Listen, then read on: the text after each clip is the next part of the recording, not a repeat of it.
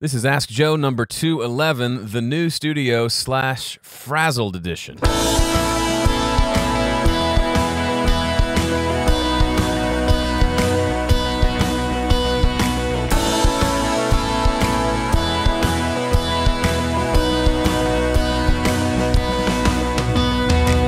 Hi, everybody. Welcome to Ask Joe number 211. This is the first thing I've done from my new studio. You may think, Joe, didn't you just move like 10 minutes ago? Yep. But that's neither here nor there. I have moved again. We found a new ugly house to go renovate, and my wife's going to make it pretty. It'll take us a little while. We'll get there. And the studio, the basement, is actually finished. Let me give you a quick tour. I gave folks who were here early a tour real quick. But, hi, camera. So if we look around, over here we've got some mic locker action. Got my amps back there and a desk.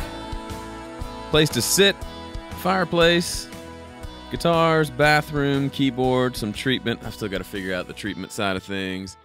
And if we look behind the desk, got a lot of space. I can actually walk behind my desk, which is super nice. Also got some nice drop tile ceilings, which will be great. I've 2 studios back, I had a room with drop tile, and it was actually a great sounding room. So as big as this space is, and you could do lots of fun things in here, it's still not super lively. And I've got some different treatment around, but I'll be diving into that more. But this is the new space. There is an unfinished room over there where I could maybe do recording. There's a bedroom back there that we're not using currently, but it'll probably end up being a guest room, so I can't really use that. There's even like a weird unfinished thing under the porch over here.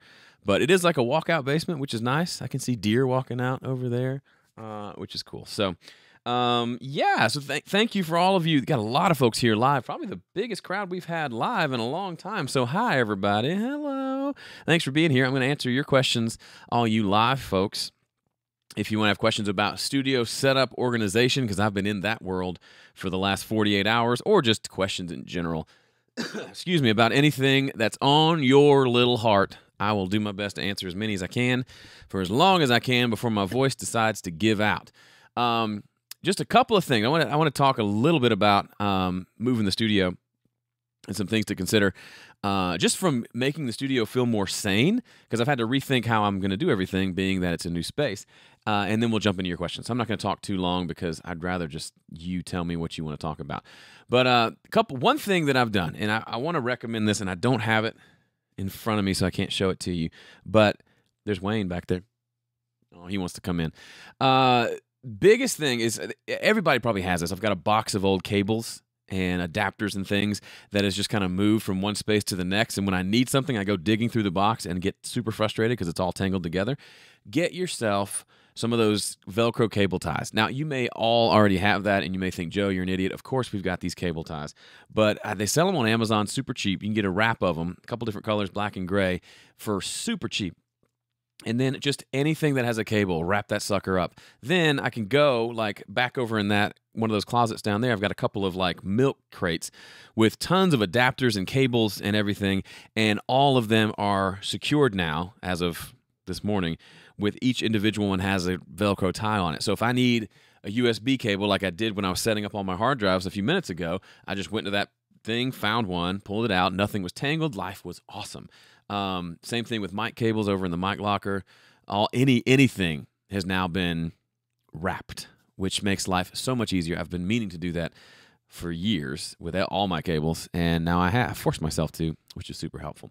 So that's my one handy-dandy moving tip for you. Or, you know what, not a moving tip, it's just a studio life tip. If you have a studio long enough, you will amass a bunch of stuff that you may need one day in the future, and you'll just throw it in a box. And if you do that, you're going to make your life a lot more frustrating. The other big thing is try to separate out types of cables. So I've got audio cables in one bin, power cables in another, and then like computer digital cables in another, which is pretty sweet. Boom.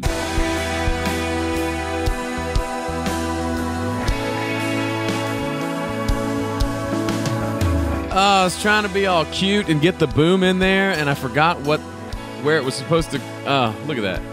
I mean, I got it in there, but it was awkward. Welcome back. It's time for your questions. So shoot your questions over in the chat, and I will answer as many as I can. Remember, two things to remember. One, ask your questions because there's a good chance that somebody else has that same question. And you asking it, they may not be able to attend live, or they may be too shy to ask. So ask your question. Secondly, these Ask Joes are now back. We're now back into the rotation of Tuesdays at 1 p.m. Central. So show up, go to homestudiocorner.com/calendar, and there'll be a little reminder. It'll be on your calendar, and it'll remind you to show up at 1 p.m. If you've subscribed to that calendar in the past, I've had to replace it, so go resubscribe to that. And then if I do anything else, any other kind of live streams or webinars or things like that, they'll show up on the calendar too, which is kind of a nice welcome intrusion, right? Right. Sure. Let's go with that. All right, let's jump into your questions. Steve Rossbotham, one of my favorite Brits, who is ever so faithful here on Le Podcast, is asking, what, if any, are the early problems you found with the room? So there's an episode of Gilder that goes into my room quite a bit, and we'll be talking a lot about this in the future as I figure out this room. The first big thing, my last space was on the end of the house, so it wasn't really, the control room wasn't underneath anyone. It was off to the side, and then the back tracking room was underneath one of my daughter's bedrooms.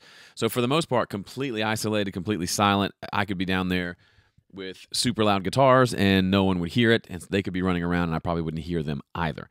The problem with this space currently is like our living room is right there, and like our front room is there, and our kitchen's there.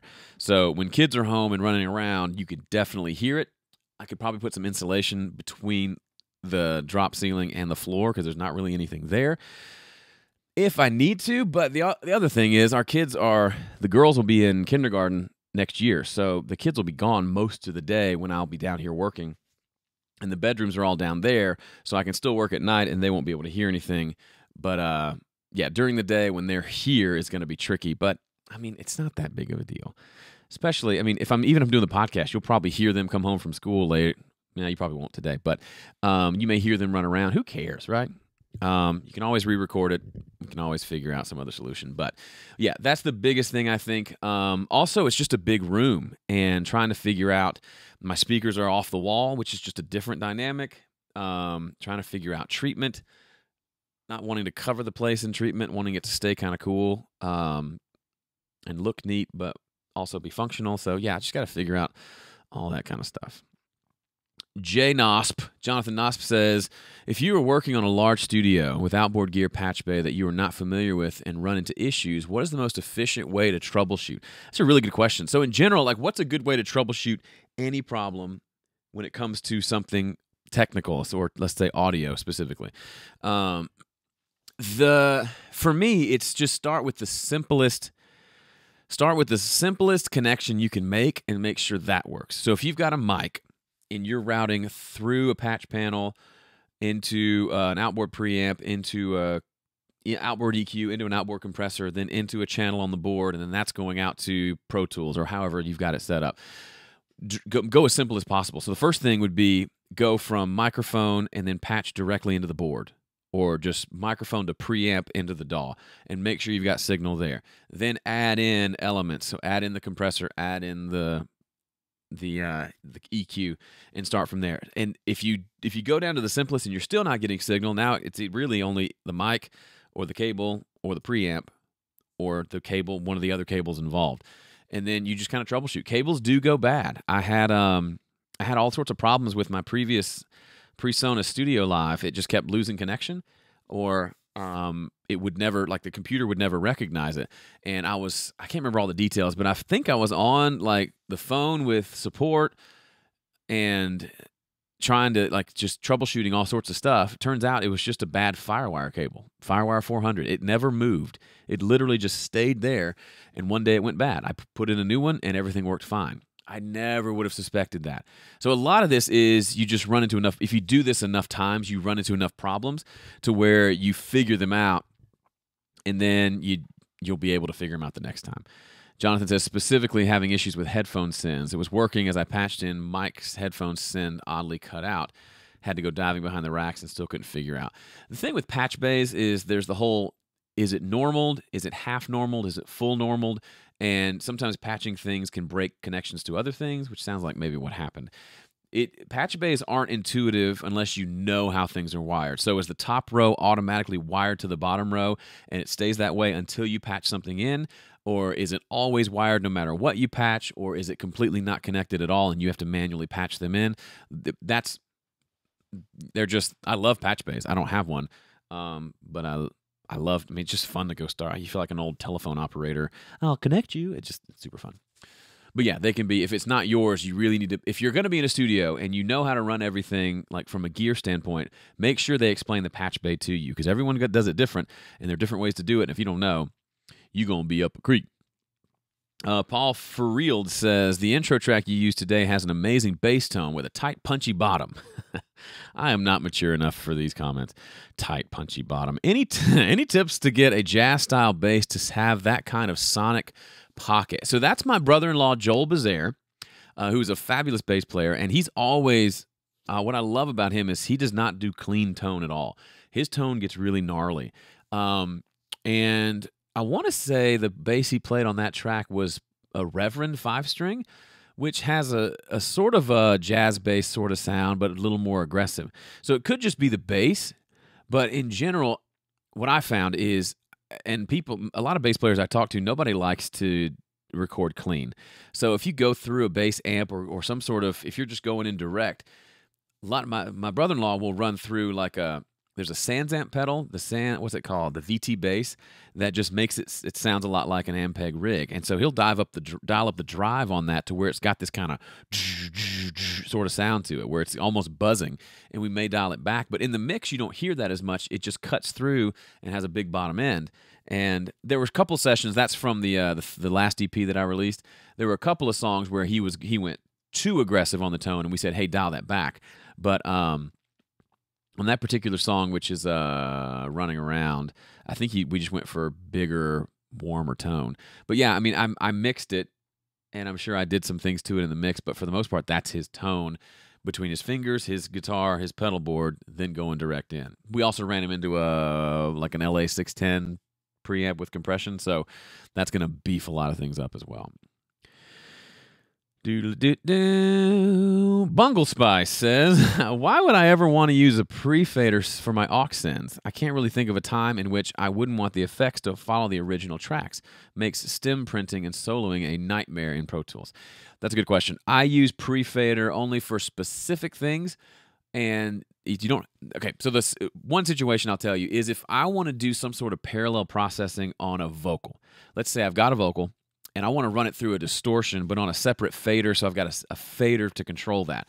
You could just duplicate the track, problem solved, but if for some reason I don't want to do that, or it's late in the mix, and I really just want to take what I've got and just send it to something else to get some distortion to blend in, a lot of times I'll use a pre-fader send for that. That way I can have, if you use post-fader send and you've pulled the vocal down, you may need more volume going into that distress. Well, I can't talk. Into that distortion, and with the volume down, you might not be able to get that much volume. Pre-fader typically is a hotter volume, although you can't just turn it up on a post-fader send, and that's kind of the same deal. Or if you just don't want the automation to affect it, you want it to just be a simple, straight copy of the signal, that's when you would do it. But the majority of the time when I'm using sends, they're post-fader sends. That's really the only example. And even in those situations, a lot of times I'm duplicating the track and slapping a distortion on the track itself. So kind of, I can't even think of the last time I did a pre-fader send. It's for stuff like that, where maybe I want to send the vocal to a reverb for one spot, but I need it to be super loud. I might do pre-fader send and jack it up. But again, you could jack it up with a post-fader send. So that was not the super best answer ever. Aaron May says, hi, Joe. What's up with the EP, with EP number 4, the 4th EP of the year? So you may remember, beginning of the year, I set out to release 4 EPs in 2017. And so far, I've done 3. Right on like February 1st, March, April, May, June 1st, September 1st, and then December 1st was supposed to be the next one. I'm not going to make that deadline because that is like 9 days away. 10 days away, and with moving and everything else. But I will release one in December. That'll be the 4th. I think it's going to be more piano-based, maybe more chill. I I maybe have said December 1st, so I'm missing that deadline if that's what I told you. But it'll be out. It'll be good. I keep thinking Christmas, and then like a Christmas EP, then I decide against it, which is probably a good idea. How would you approach recording and mixing in an untreated room? Just do it. Do it and see what happens. You treat as best you can. Like right now, I've got a gobo there handling the reflections off of that wall. I've got some treatment there handling reflections off that wall. I probably could hang something here, but then again, it's not super reflecting because they're ceiling tiles. And I didn't have any in my last place either. And just listening, like I'm sitting in this room talking. In my last space, which was a smaller room but with the big wood wall, when I talked, it reverberated around the room a lot more. In here, it doesn't. With all the carpet and the ceiling and then the little treatment that I have, it's a fairly dry-sounding space. Now, if I sang a vocal and then compressed it heavily, you'd probably hear the room, which is why I would probably put some gobos around me to make it a smaller-sounding space for that if I didn't want that room sound. But as long as the room isn't super, super reverberant, like hardwood floors, drywall ceiling where it's just completely reverberating. If it's a reasonable sounding room, I think just start working and see what happens. The thing about I've told this story before. I was producing something for Brooke Wagner years ago, and she wanted to do vocals for this project, and it was back when Owen was a baby and taking naps all day. We were in this tiny house, and there just wasn't a way to do that session at our house without waking the baby, or the baby getting on the vocal track. So we did it at Brooke's house. It was kind of a lower budget deal. We didn't go to a studio, and I just brought all my stuff, set it up, and then, sorry, I want to make sure this doesn't cut me off. Brought all my stuff, I set it up, and then we went into her like guest bedroom, and we just set up a mic, and we put her kind of with her back to the closet and set the mic in front of her, and we listened, and it sounded fine, and we did the whole, it was like a 4 or 5 song EP, just recorded it that way. It worked fine. Was it a treated room? No. I brought a couple pieces of foam that we ended up not even using. It just sounded fine. And actually, if you're a Dueling Mixes member, we mixed one of those songs. It's called something about breakfast. Room for breakfast, late for breakfast. It's in the archives. We did it in probably the first year or so. Really fun piano kind of girl rock thing, which was fun. Okay, I see lots of questions. I'm going to try to get to as many as I can, and I may try to answer them more quickly so I can get to more questions. Do you ever play slide guitar? No. How would you approach record? Oh, I already answered that one. I saw one from, I'm losing my mind. I thought I saw one from, where'd you go? Doodly-doo. As I'm trying to save time, I'm actually losing time. Truckee says, what are you liking most about the Studio Live? I like how flexible it is, and I like that it's got those different compressor and EQ models. They do sound nice. Like, I'm really loving diving into 1176 more and more, which is great. Don't understand that question, so I won't answer it. Are you going to do another Mix Together series? Maybe. I've got 2 full ones.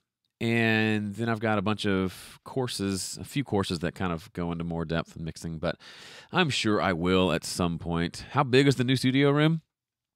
It's about this big, Johnny. I don't know, maybe 20 by 20? I couldn't even tell you. Chris, thank you. The song is called Thanks for Breakfast, and it was back from 2013 in Dueling Mixes. Chris, you're the man. Let's see. What if you have a really small room? Really small rooms can be easy in the sense that you don't have to. You could put up just a couple of pieces of treatment, and it'll sound pretty good, right? I mean, it'll deal with the reverberations. You don't need, if this room had like tile floors and like drywall ceiling, I would have to treat the mess out of it. Lay a big rug down, put stuff all over the wall, maybe put some stuff on the ceilings just to get it to not be super reverberant. Because in a lot of ways, the bigger rooms aren't great unless you're doing like drums and you want big old drum sound, which is cool. So for smaller rooms, you don't have to treat it as much. Johnny Lipsham, who's here on the live stream, he does a lot of live streaming too. You should check out his channel, Johnny Lipsham Studios.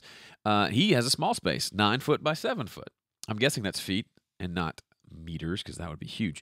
And so Johnny, if you go look at his videos, he doesn't have to have a lot of treatment. He's got some foam on the sides, some RLX on the sides to get those first reflections. He's got some bass traps in the corners, and he might have a few things on the back wall. I don't know about his ceiling, but I think the floor might be carpet. And it works. And he doesn't have to do lots of treatment. So small rooms can be good. Sam Canuck, have you had any good whistling sessions lately? I've had one whistling session in my career, and that was you, buddy. And I don't even know if you ended up using it.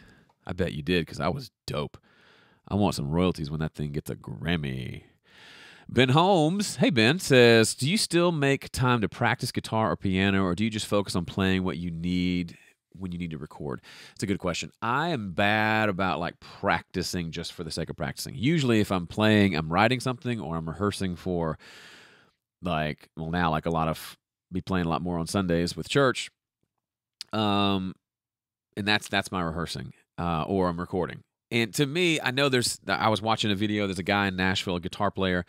I forgot his name. He's Filipino. Let me find him real quick because his YouTube channel is really fun. If you're a guitar player, he had a video about what it's like to be a touring musician in Nashville. He kind of did like a vlog on tour, and then I've been watching a few other videos of his. RJ Ronquillo. Go check him out on YouTube. Ronquillo with the QU in there. Anyway, super cool guy, and he was showing some different like guitar warm-up techniques for warming up and practicing and getting better with. And I was like, that's probably a great thing that I should be doing to get better. So yes, there's the argument that just by playing more and making more music, you will get better, which is absolutely true. But then there's certainly a case for intentionally practicing as well. So everybody, go tell RJ, we haven't met yet, but go subscribe to his channel and tell him Joe Gilder sent you. He lives in Nashville, I think, so we should totally hang out. Let's see. I moved into a new home. I plan on making a studio in the basement, but it is unfinished. I'm not sure where to start in making a studio. What are your thoughts on where to begin? Good question. You know, I was talking to Tim Horsley the other day. We had a 2-day session last week, and he was talking about he just moved into a new space, and he was in like a room off the garage and a decent sized space, but the floor was carpeted. He originally thought that would be a great thing, kind of to kill a lot of reflections, because it does do that. But he started researching, and a lot of people were saying if you're going to record drums, do it on a hard surface, like maybe a small rug for the kit to keep it from slipping, but otherwise like concrete, hardwood, tile, really anything to get that first reflection off the floor. That is a part of what makes a good drum recording. I'd never heard that, but then I started thinking about all the drum sessions I've seen in like cool spaces, and a lot of them, the floors are hard. So he actually ripped up his carpet and just exposed the concrete floor underneath. He's going to get it stained and then leave it. I like that idea in the sense that if you're going to do drums especially, you can always lay down a rug and then you can take it up if you want to have more room sound, which is cool. That was my last place. We put hardwood floors down, but then I put a big rug down, and then and that was the sound of the room. That room could have used more treatment, to be honest with you. So where I would start is I wouldn't worry too much about the floors and trying to get those carpeted or treated or whatever. Biggest thing is in an unfinished basement, whatever you're doing, you're going to want to cut down a lot of reflections. Chances are it's a very reverberant sounding space, which just isn't good. So in that sense, carpet might help you with that. Drop tile ceilings, I kind of dig them because they create another layer of like maybe a tiny bit of absorption, but then there's another like cavity above them, which I'm sure does some sort of bass trapping. I'm a total idiot when it comes to acoustic treatment, so that's as much as I'm going to tell you because I'm starting to talk outside of what I'm comfortable with and what my expertise is, so forget it. Brian says, I've done vocal tracking while singing into a closet. It works surprisingly well. You just got to try it. You just got to try it. Do you ever use other DAWs? This is from Justin. Or are you so comfortable with Studio One now, no need to use Pro Tools ever again? So I don't use Pro Tools unless I'm at a studio that has it, which isn't super common. Steve Peffer's place has Pro Tools, so if I have to hop on and drive the session, I will do it. I still can remember the shortcuts I used Pro Tools for years. At this point, I'm probably about half and half Pro Tools and Studio One, I'm guessing, from years that I've used them. But I don't see the need to have multiple DAWs on my computer unless there's a really legit purpose. Like I could see having Ableton Live installed because I'm going to use it in a live setting a lot. Otherwise, I don't see any reason to have Pro Tools on my computer unless I need to open sessions or Logic or Reaper. There are people who like to have lots of DAWs. I just think that's more stuff to learn, and it doesn't help me make better music, generally speaking. But to each his own. I just think if you're distracting yourself with multiple systems, you're probably avoiding making music, which I don't think is cool. More Sound Studios says, I can be creative with music all day long, but lyrics kick my... How do you come up with your lyrical ideas and hooks? I will tell you, probably the single best thing that helps me lyrically. I think I just kind of was born with a love for words and writing. So that I can't discredit that. Maybe it's just some natural. I might be naturally kind of predisposed to write. But big thing, look over there. I've done this before. You see right there to the right on that shelf, that is probably a dozen or so journals, diaries, notebooks, whatever you want to call them. And the bulk of those are me just writing out thoughts, prayers, thinking through things, whatever. And I don't do it all the time, but through seasons of life, I've done a lot of journaling, which is writing practice. It just helps you just write and get thoughts out, which is what songwriting is. And B, it helps you process what's going on with you emotionally, which the songs you connect the most with usually are songs that are dealing with something emotionally. So like there are so many times where I'll be writing about something and then I'll go to write a song like a week later and I'll remember this kind of epiphany I had when I was writing in my journal, and then I'll kind of flesh out that idea. So it's not like I get lyrics, specific song lines from my journal. That almost never happens. But the context and the kind of general idea of what I'm writing, it comes through because I'm taking time and doing the effort to process. I'm just living life, right? I'm not just bottling everything I feel. I'm looking at it and processing it and looking at myself kind of from third party looking in and trying to analyze and better myself as a person. And in doing so, I uncover a lot of things about myself, which is why a lot of my songs are pretty introspective, which, I don't write a lot of story songs, which I think are great. I've just never gotten into it. Maybe I will one day, but there's so much work I need to do on this guy in the mirror that I just tend to write about what's going on underneath, which are the kind of songs that I like. And the artists I connect with write that kind of stuff. So I hope that helps. Reading is also a great way to expand your vocabulary and just kind of getting used to what expression through words looks like. Do you use the mastering program that comes with Studio One Pro, the project page? Yeah, I use it all the time, especially if I'm mixing and mastering something. It's the integration between the song page and the project page is dope. Amari says, do you have a video working only with a cappella material? Yes.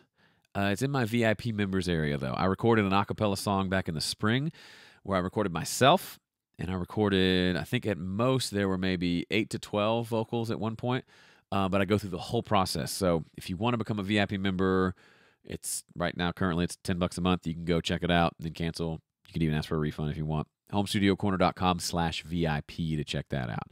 Someone, I've lost it, was asking how the church plant is going. If you saw the couple episodes back of Gilder Cam, I'm involved with a new church plant. I put together the PA system. I'm the leading music guy.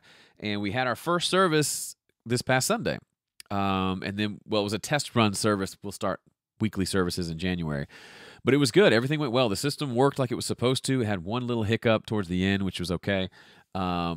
Set up and tear down. We had time to set up. We had time to rehearse. And it was good. I mean, it wasn't the best thing ever, but it was a good step in the right direction. So, yeah, it went well. I can't complain.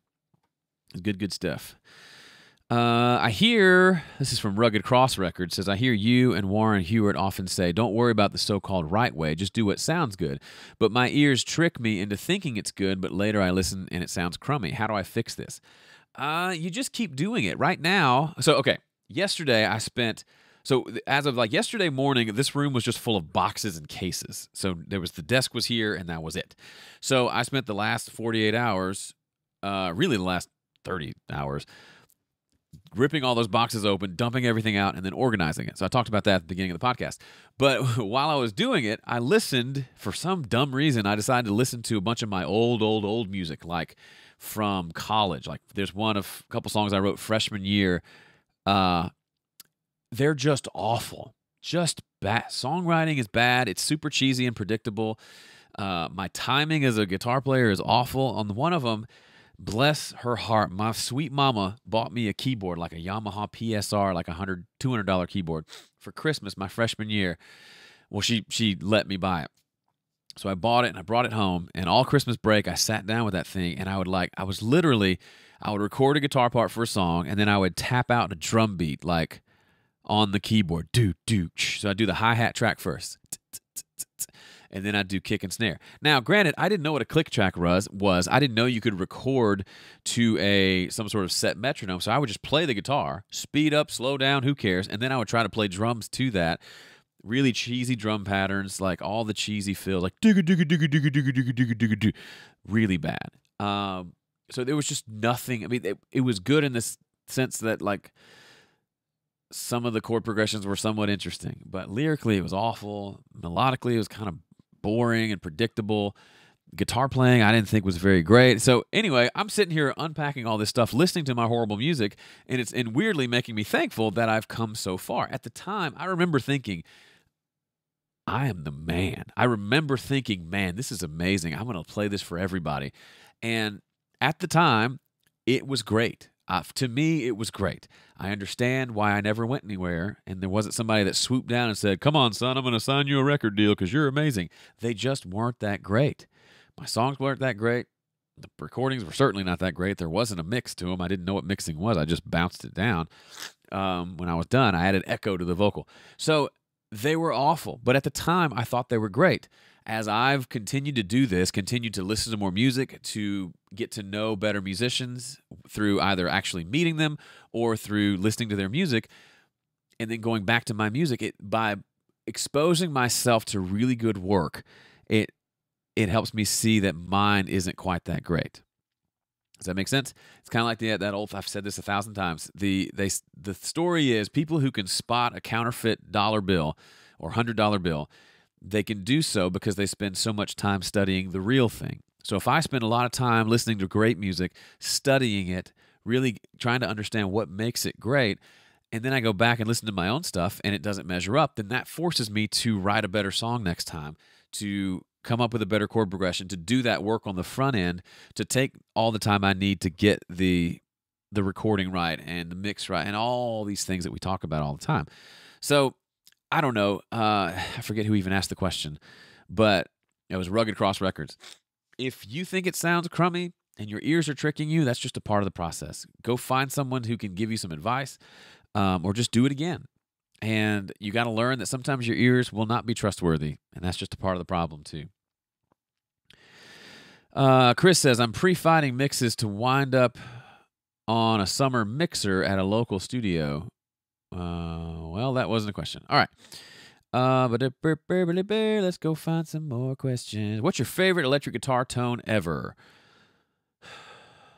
I'm not sure, Jason, if you're asking like on an album or just like when I'm playing, but I love right now, if you could give me just one guitar, one pedal, one amp, it would be a Gibson 335 through a blues driver into that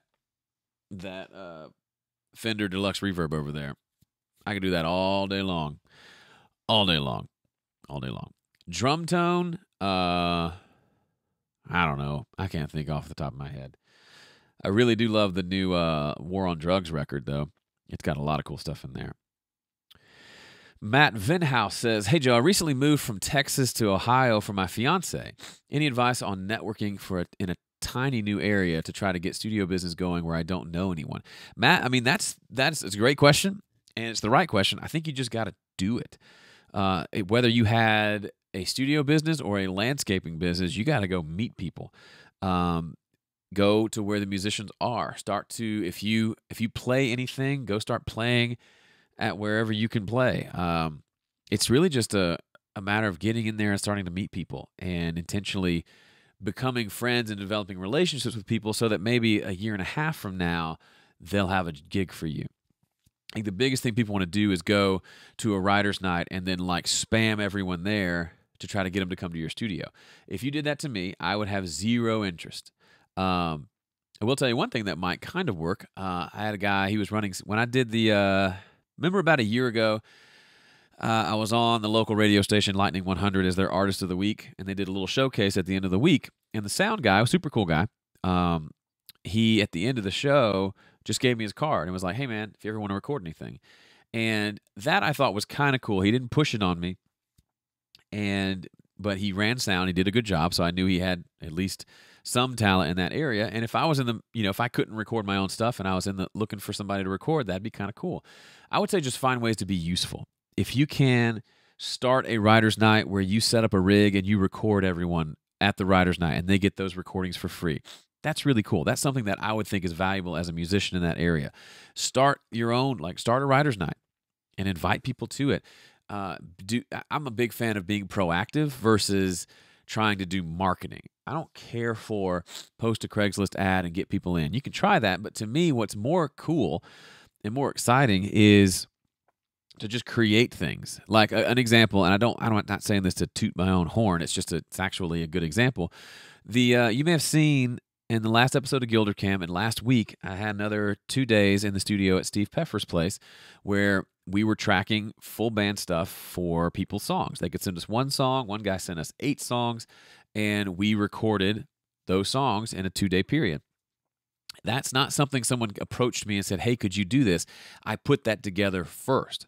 So I met Steve, and we went to church together. I did a couple sessions at his place, and I said, man, what if we got together like drums, bass, guitar, keys, and we said, hey, we're going to record your stuff, send us your song, and we charged X amount per song. And we tried it, and I promoted it out to you people, and some of you said, yeah, that sounds great, I'll take that, and you bought it. And so now we've done that probably 6, 7, 8 times now, and we've honed the process and gotten better at it.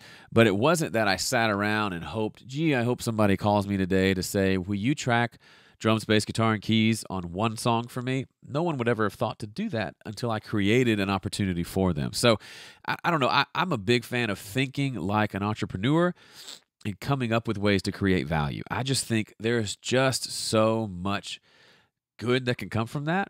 And even if the thing you create doesn't work, or it flops, or it doesn't make any money, or it doesn't do what you expect it to do, you still are creating connection. And that's the thing that drives this whole business is connection. Simon Karlstead, my favorite person, I was going to say Nordic person. I don't know if is that offensive. I say Nordic. I just have to say Swedish. Or is it Norway? I always forget. It's Sweden. I don't know why I get those confused. It's because I'm an arrogant American. I apologize. Says, question, I will do my first concert where I will be singing this Friday. Do you have any tips regarding singing live? I would say yes. Are you going to have in-ears or wedges? Either way, make sure your vocal is plenty loud in your monitors. And then don't back off the mic. Make sure you can hear yourself. I think the biggest thing for me is when I'm not sure if I'm on pitch, all my confidence goes. Even though I could just perform really well and just kind of hope for the best, and even though there's a good chance I'm probably close to on pitch, just given like where I am as a singer, but if I can't hear myself well, I'm going to have a hard time feeling confident to take any chances or to really engage the crowd, because I'm sitting there, I'm in my head thinking, I think I'm off pitch, I think I'm flat, I think I'm flat. Oh, am I sharp? I don't know. I can't hear myself. So I think biggest thing is make sure you can hear yourself. I would for you, Simon, specifically, since I know you've been a guitar player longer than you've been a singer, I would even sacrifice if you can't hear your guitar very well, because that's just going to flow and you're going to be fine on guitar. Sacrifice some guitar volume to make sure you can hear yourself singing, and I think you're going to be great. Also, have fun.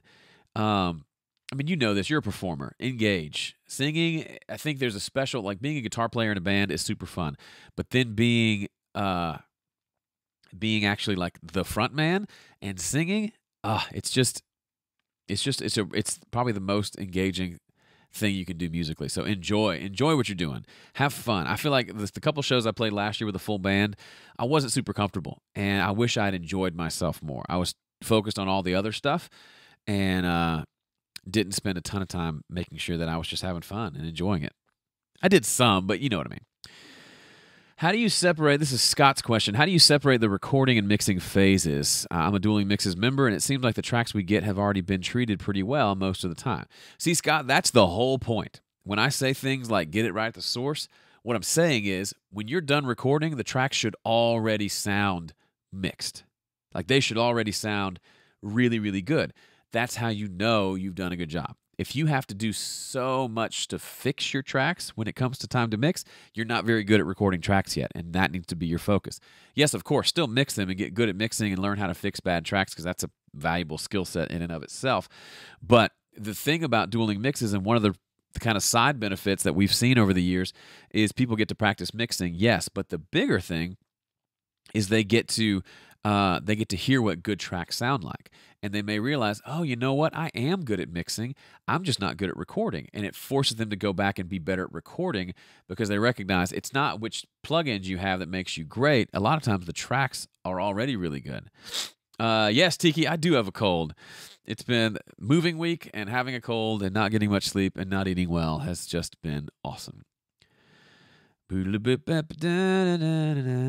Lipsum says, record like there's no mixing and mix like there's no mastering. I like that.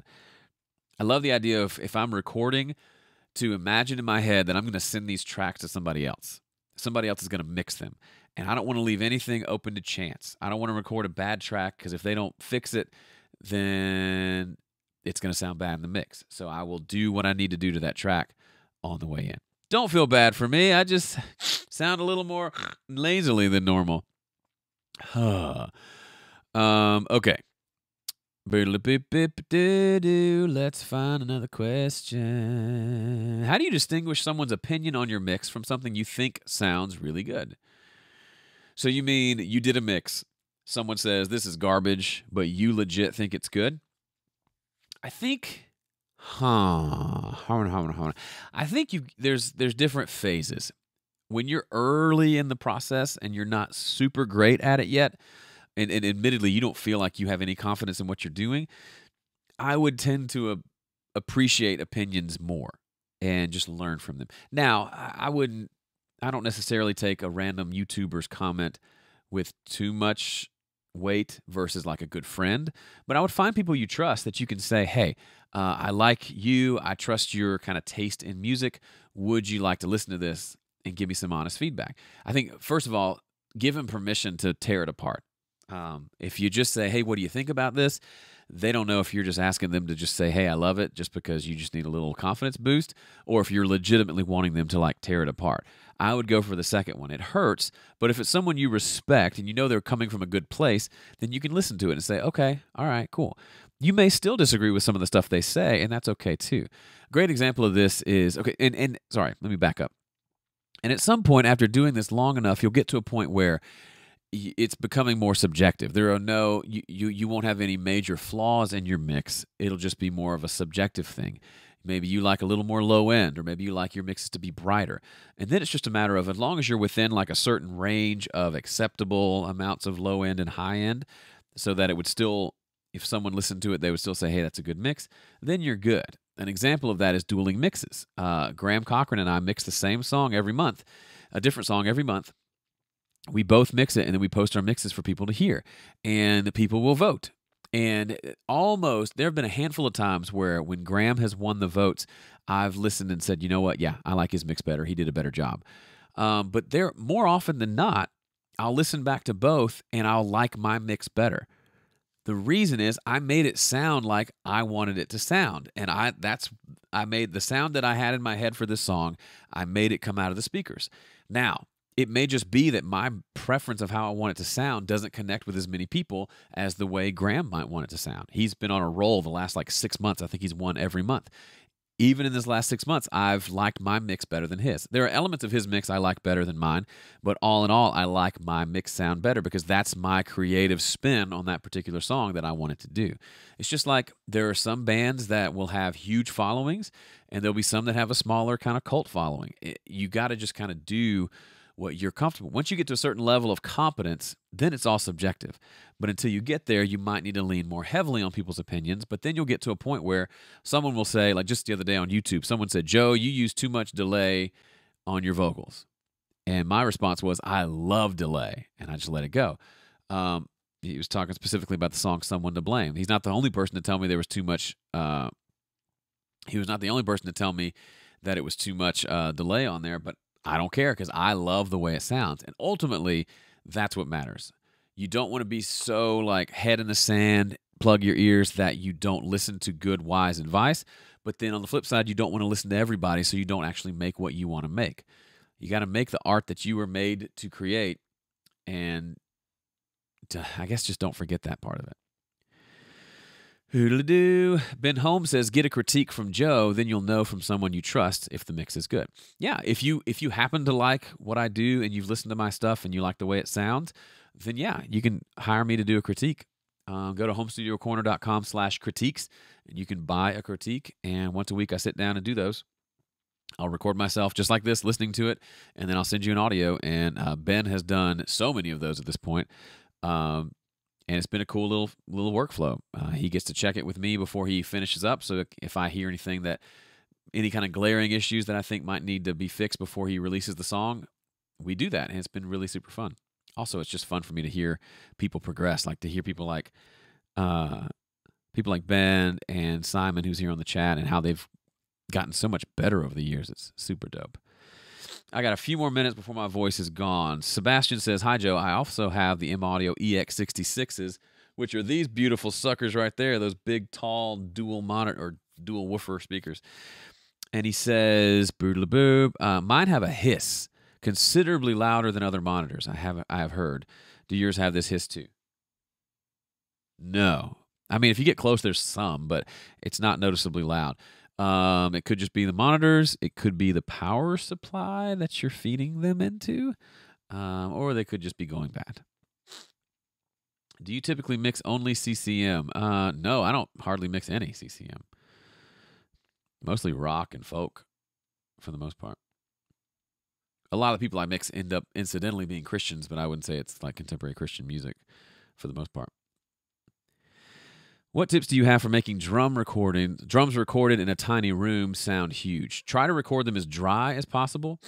Don't have any room sound, and then add in some sort of reverb after the fact, or add in some distortion to make them huge. A lot of folks have been talking about this idea of putting a mic kind of above the snare, pointing kind of, and not to be crass, at the drummer's crotch, so it grabs some of the snare sound and some of the kick sound, and then just compress the daylights out of that. That can be a really cool trick to give some big sound. Also, you need a drummer who plays a good kit and can play it in a way that's big. That's probably the bigger suggestion. How do you deal with clients holding up a project but without damaging the relationship between both parts, understanding that the client could be a real boost to your home studio? The biggest thing I could say with client work is set the microphone. What did I just say microphone for? Set expectations well beforehand.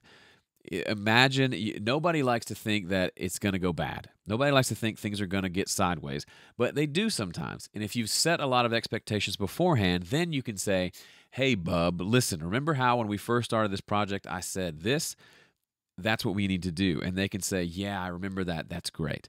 That doesn't mean you're going to avoid all awkwardness, but it gives you kind of something to hold on to when things get a little squirrely. A buddy of mine just did a session with a producer in town, and they had agreed to a number of songs, and my buddy wanted to add another song real quick, like a piano song. And the guy said, "Hey, this is what we budgeted for. This is what I've committed to time-wise. Remember how we talked all about that? And that's what we committed to. I can't do another song. It's not a part of our deal." And it was a little awkward, but even my buddy was impressed that the guy was able to just stick to his guns and, keep his commitment, but also like kind of push back and say, "No, you don't get everything you want. You've paid for this and you're going to get this, but I'm not going to keep doing more stuff for free for you." So, I mean, be as accommodating as you can, especially if it's early on for you, but ultimately, you got to meet expectations and you got to wow them.